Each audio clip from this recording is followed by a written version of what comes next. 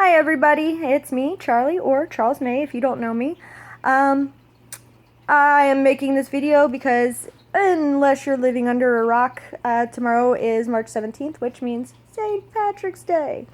And as anybody who can claim or tries to claim even an eighth of a percent of Irishness in their blood knows, it's a happy day.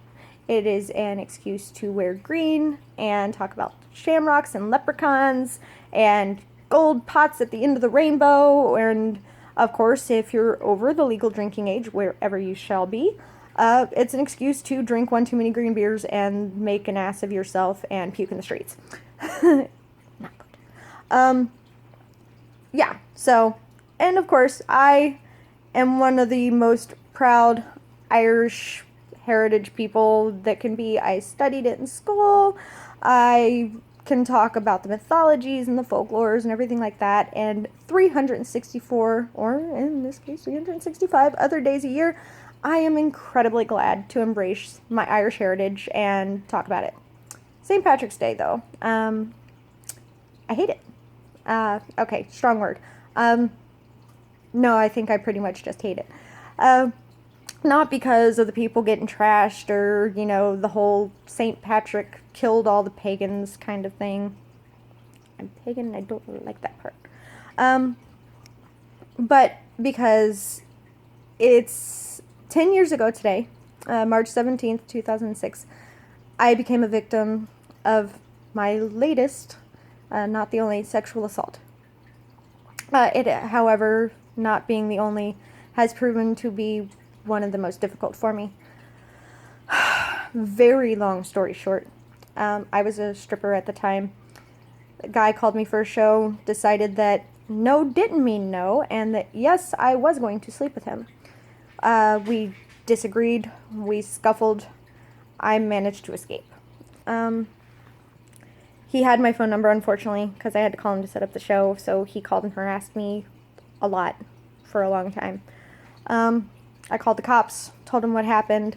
I unfortunately had unpaid traffic fines, which led to bench warrants, and they told me that if they were to come out and investigate it, if they were to find me, I would get in more trouble than he would. So, like the smart 23-year-old I was, I dropped it and tried to forget about it.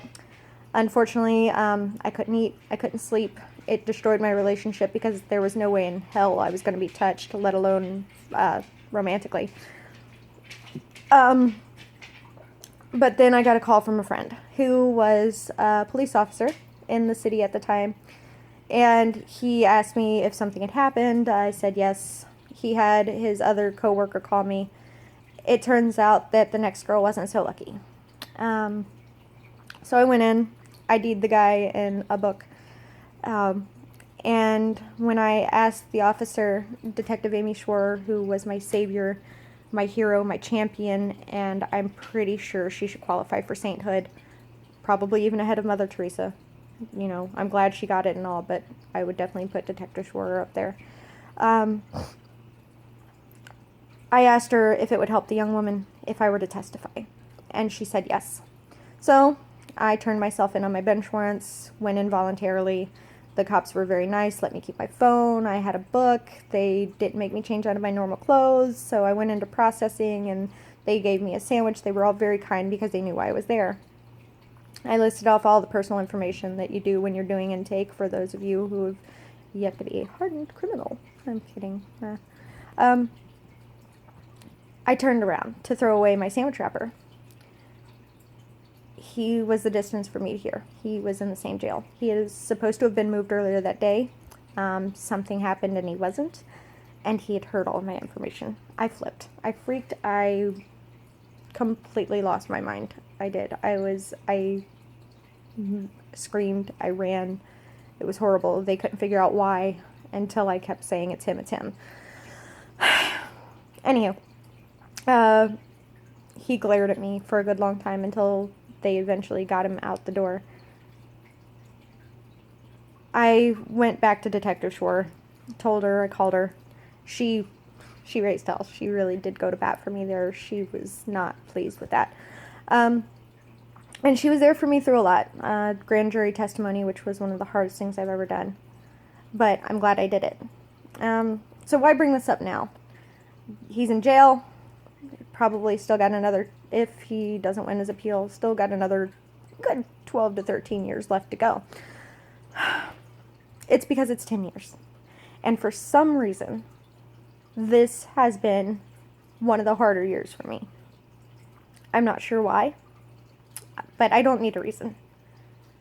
I went through a traumatic experience, and even though I've grown and I finally reached a place where I can be okay again, I can have somebody come and touch me, or I can be laying next to my wife and be completely comfortable, and the nightmares only come up usually around this day, and they're bad this year. They are. It's brutal. I'm not sleeping very well.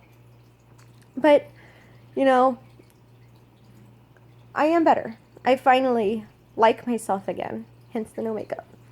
The no eyebrows, that's a completely coincidental thing. Pardon that. But I wanted to use this opportunity to talk about it, because too many times we're told that we have to keep our stories to ourselves. And much like when I turned myself in on that warrant, I want my story to help somebody. I want you to know that you can be good. You can be 10 years down the line and have a perfectly happy life. And you can love yourself and feel great, but you're still allowed to be sad. What happened to me and to anybody else who's gone through this sucks. It's traumatic. And that's okay. It's not okay that it happened, but it's okay to feel that. You don't have to bottle it up. You don't have to feel like it was your fault. And you don't have to feel guilty for not always being okay. I'm still learning that. I think this video is also to tell myself that it's okay. I'm not 100% sure why this year is so much harder for me, other than, 10's a big number. It's a big year. Also, I think because I am doing so well now, that trauma's trying to resurface. But anywho, the point of the video. Sexual assault, it's never your fault. I was a stripper. I said no. It meant no.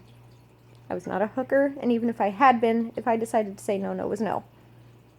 He was a rapist, and he was going to rape me. That is still so very hard for me to say.